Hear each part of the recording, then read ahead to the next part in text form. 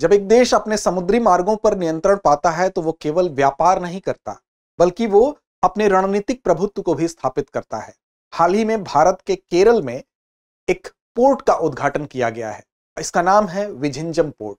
ये पोर्ट क्यों खास है, आज इसी पर हमारी चर्चा केंद्रित रहने वाली है।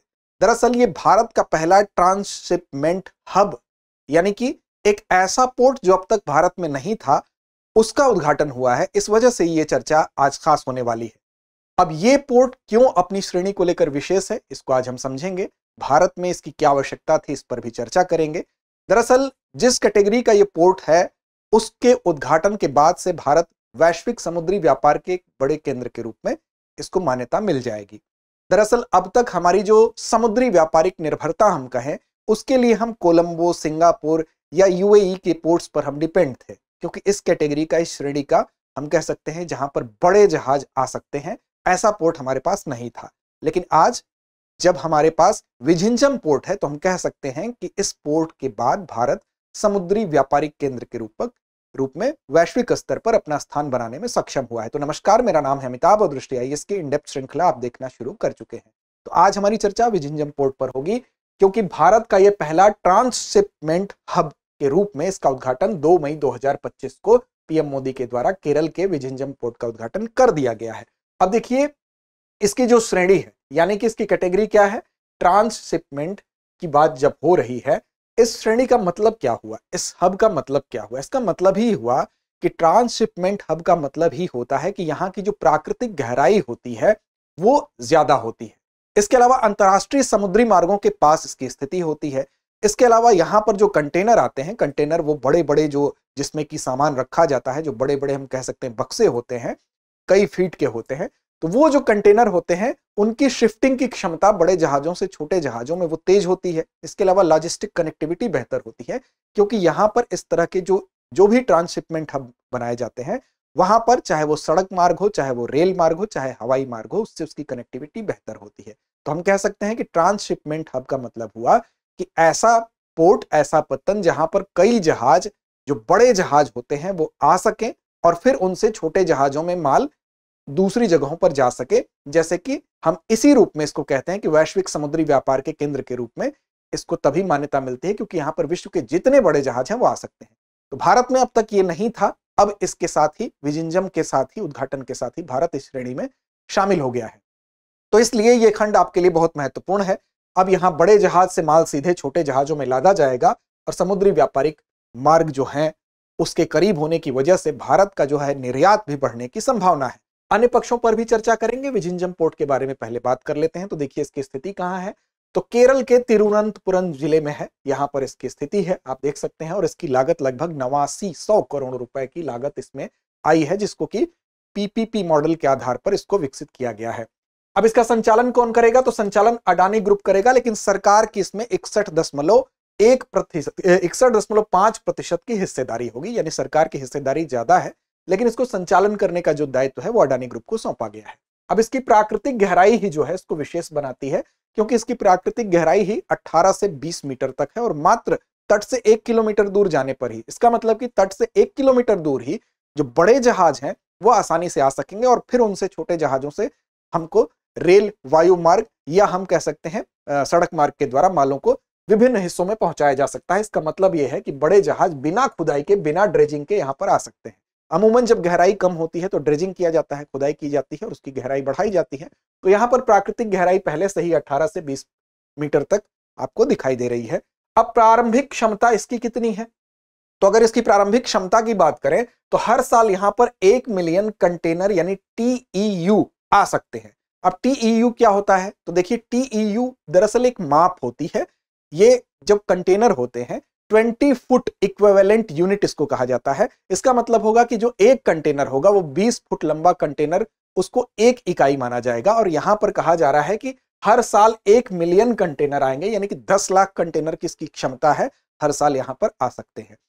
अभी फिलहाल ये क्षमता है, लेकिन भविष्य में ये प्लान है कि इस क्षमता को और बढ़ाया जाएगा और 2 चरणों में 6.4 मिलियन TEU की अतिरिक्त क्षमता यहां पर विकसित कर ली जाएगी। तो इस तरह से हम कह सकते हैं कि ये जो पोर्ट है अपने आप में विशेष है। इसकी स्थिति आप यहां देख सकते हैं, केरल के विझिंजम की स्थिति आप देख सकते हैं। अब इसकी जरूरत क्यों थी? ट्रांसशिपमेंट हब की रणनीतिक आवश्यकता क्या थी? तो देखिए, अगर भारत में देखें तो गहरे पानी वाला यानी डीप सी वाला जो है ट्रांसशिपमेंट पोर्ट था ही नहीं। अब ऐसे में क्या होता था कि जो बड़े जहाज हैं हमारे पास आ ही नहीं पाते थे। इसके लिए हमारी निर्भरता या तो कोलंबो पे हम डिपेंड थे, या तो सिंगापुर पे डिपेंड थे, या तो हम यूएई में जो जेबेल अली पोर्ट है उस पर डिपेंड थे। तो ऐसी दशा में हमारी निर्भरता जो है दूसरे देशों पर थी। इसके अलावा अब अगर उन देशों पर निर्भरता है, मान लीजिए कि बीच में कोई ऐसी कंडीशन आ गई, तो ऐसा संकट आ गया, तो हम दूसरों पर निर्भर हैं, तो ऐसी दिशा में हमारा व्यापार प्रभावित हो सकता है। अब ऐसी दिशा में इसके परिणाम एक तो क्या होते थे? तो दूरी की वजह से लागत ज्यादा आती थी, क्योंकि जब दूर कोई भी चीज ले जाना होगा तो उसको ले जाने में परिवहन की जो लागत है उसकी कीमत बढ़ा देती है। तो लागत में वृद्धि होती थी, तो हर कंटेनर पर हमको लगभग $80 से $100 अतिरिक्त खर्च करना पड़ रहा था। इसके अलावा जो समय लग रहा था, टाइम जो लग रहा था, उसकी हानि हो रही थी। माल की डिलीवरी जो हो रही थी उसमें देरी हो रही थी। कोई भी आपसे अगर क्रेता कोई सामान खरीदना चाहता है तो वो तभी आपको प्रेफरेंस देगा जब उसको सामान समय पर मिले। तो माल में डिलीवरी में देरी इसकी एक दूसरी वजह थी। आय का नुकसान हो रहा था, क्योंकि इसकी वजह से भारत को जो अतिरिक्त पैसे खर्च करने पड़ रहे थे, सालाना लगभग 200 से $220 मिलियन का भारत को नुकसान हो रहा था। तो ऐसी दशा में हम कह सकते हैं कि इसके बनने की वजह से ये सभी फायदे नजर आएंगे। इसके अलावा जो भू राजनीतिक जोखिम थे, अभी आपने देखा हूथी विद्रोही थे, वो अंतरराष्ट्रीय व्यापारिक मार्ग को ही प्रभावित कर रहे थे।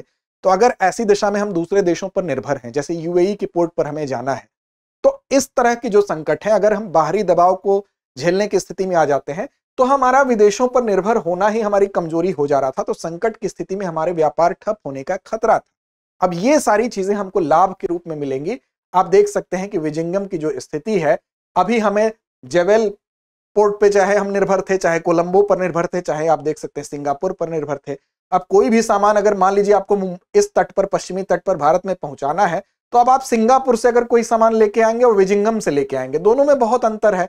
इसके अलावा दूसरे देशों से आने में जो परिवहन खर्च, समय और भू राजनीतिक जोखिम, इन सारी चीजों से आप बचेंगे। अब विजिंगम पोर्ट के फायदे क्या होंगे? तो जाहिर सी बात है कि प्राकृतिक गहराई इसकी ज्यादा है, मात्र 1 किलोमीटर तट पर ही 18 से 20 मीटर की गहराई है, तो इसमें जो बड़े जहाज हैं वो आसानी से आ जाएंगे। कम बालू संचलन भी यहां पर होता है, यानी कि जो लिथोरल ड्रिफ्ट है, तट रेखा पर बालू का बहाव कम है, जिससे कि यहां पर मरम्मत की जरूरत हल्की फुल्की हो सकती है। लेकिन ये प्राकृतिक रूप से ऐसा क्षेत्र है कि यहां पर जो लिथोरल ड्राफ्ट होता है, यानी कि जो बालू मिट्टी का बहाव होता है समुद्री लहरों के द्वारा, जिससे कि पोर्ट की जो संरचना है उसको नुकसान होता है। यहां पर क्या है, अच्छा, जब बालू मिट्टी बहेंगे तो पोर्ट की संरचना प्रभावित होगी, उसकी जो सतह है वो उथली हो जाएगी, और जब उथली हो जाएगी तो वो जहाजों के लिए ठीक नहीं होगी, फिर बार बार उसके मरम्मत की जरूरत पड़ती है। लेकिन यहां पर आप देखेंगे जो बालू का संचलन है, यानी लिथोरल ड्रिफ्ट जो है वो काफी कम है, जिसकी वजह से तट रेखा पर बालू के बहाव कम होने की वजह से मरम्मत की जरूरत बहुत कम पड़ेगी। तो ये एक प्राकृतिक इसका गुण हम कह सकते हैं। अंतरराष्ट्रीय शिपिंग रूट के काफी करीब है।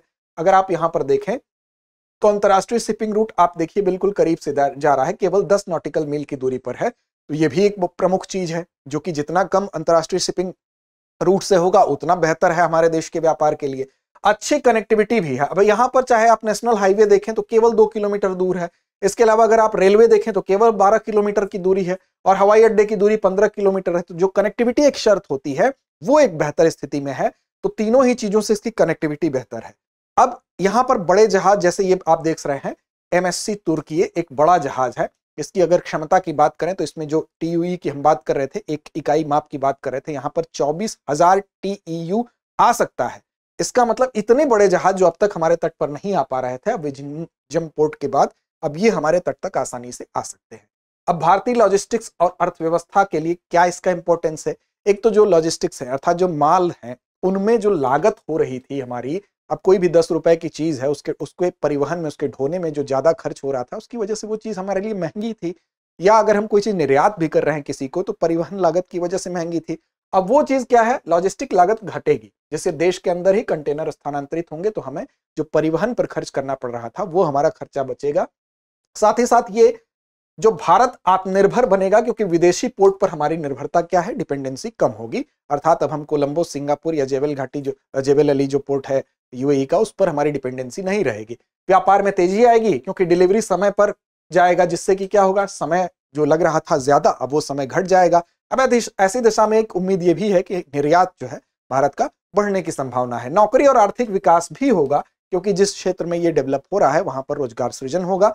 तो ऐसी दिशा में स्थानीय लोगों के लिए भी कुछ नए अवसर मिल सकते हैं। इसके अलावा अगर अडानी पोर्ट की बात करें तो वो इसकी जिम्मेदारी संभाल रहा है संचालन की, तो ऐसी स्थिति में वो क्या होगा, निजी क्षेत्र में लॉजिस्टिक लीडर के तौर पर भी वो उभरेगा और कहीं ना कहीं वो भारतीय अर्थव्यवस्था के लिए भी फायदेमंद है। तो ये इसके अर्थव्यवस्था के लिहाज से फायदे हैं। अन्य संबंधित भी कुछ परियोजनाएं चल रही हैं, जैसे वधावन की अगर बात कर लें तो महाराष्ट्र में पालघर जिले में स्थित है, अरब सागर के तट पर, पश्चिमी तट पर वधावन को आप यहां देख सकते हैं। ये भी यहां पर भी निर्माण कार्य चल रहा है। ये भी एक डीप वाटर पोर्ट होगा। ये भी ऐसा ही होगा जैसे कि अभी विजिंजम की हम बात कर रहे हैं। हालांकि ये अभी निर्माणाधीन है भारत के पश्चिमी तट पर, और ये आप देख सकते हैं कि मुंबई पोर्ट ट्रस्ट और जेएनपीटी के करीब है। और इसका निर्माण भी अगर पूरा होता है तो भारत जो है समुद्री विश्व व्यापार के जो केंद्र में है, हम कह सकते हैं कि अहम भूमिका निभाते हुए और मजबूत स्थिति में देखा जाएगा।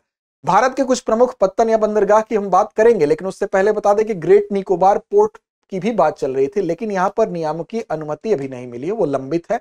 वो अगर मिलती है तो यहां भी ग्रेट निकोबार पोर्ट पर भी काम शुरू होगा। भारत में वर्तमान में कुल कितने, अगर हम बात करें कि कितने मेजर पोर्ट्स हैं, यानी कि जो बड़े बंदरगाह हैं वो कितने हैं और माइनर पोर्ट्स कितने हैं, तो मेजर पोर्ट का मतलब अगर हम देखें तो कहीं कहीं आप देखेंगे 13 लिखा हुआ है, कहीं कहीं 12 लिखा हुआ है। तो देखिए एक्चुअली 12 तो हैं, लेकिन एक निर्माणाधीन है, तो इस तरह से घोषित 13 हैं, लेकिन फिलहाल अस्तित्व में 12 हैं। एक पर अभी काम चल रहा है जिसकी हम बात अभी कर रहे हैं, यानी कि जिसको अभी निर्माणाधीन हम अभी इस आपको बताया कि वधावन पोर्ट पर अभी हमारा काम चल रहा है, अभी वो अस्तित्व में नहीं आया है। वो जब बन जाएगा तो 13 हम कह सकते हैं, लेकिन फिलहाल घोषित तौर पर देखा जाए तो 13 मेजर पोर्ट्स हैं। जैसे आप यहाँ पर मैप में देख सकते हैं, जैसे दीनदयाल पोर्ट गुजरात का है, इसके अलावा मुंबई, जवाहरलाल नेहरू पोर्ट, मरमा गोवा, न्यू मैंगलोर, कोचीन, ये सारे क्या है, विशाखापत्तनम, पारादीप, कोलकाता, ये हमारे मेजर पोर्ट्स हैं। तो स्क्रीनशॉट आप इसको ले सकते हैं और देख सकते हैं। इसके अलावा 217 नॉन मेजर पोर्ट्स भी हैं, यानी निजी और राज्य सरकार के मिला दिए जाए वो 217 के आसपास उसकी संख्या है। तो ये फिलहाल भारत की उपलब्धि थी। बात करेंगे आगे अभ्यास प्रश्न की, लेकिन उससे पहले आपके लिए सूचना है कि दृष्टया इस मुखर्जी नगर की क्लासेज जो नोएडा शिफ्ट हो चुकी हैं, वहां पर बैच की ISGS foundation prelims mains course offline batch, Hindi माध्यम 29 अप्रैल शाम 6 बजे, अंग्रेजी माध्यम 7 मई सुबह 8 बजे। 8750187501 वो नंबर है जिस पर आप कॉल कर सकते हैं। अब आपके लिए सवाल है कि वधावन पोर्ट किस राज्य में स्थित है, आपको बताना है। विकल्प आपके सामने है, गुजरात, महाराष्ट्र, तमिलनाडु या केरल।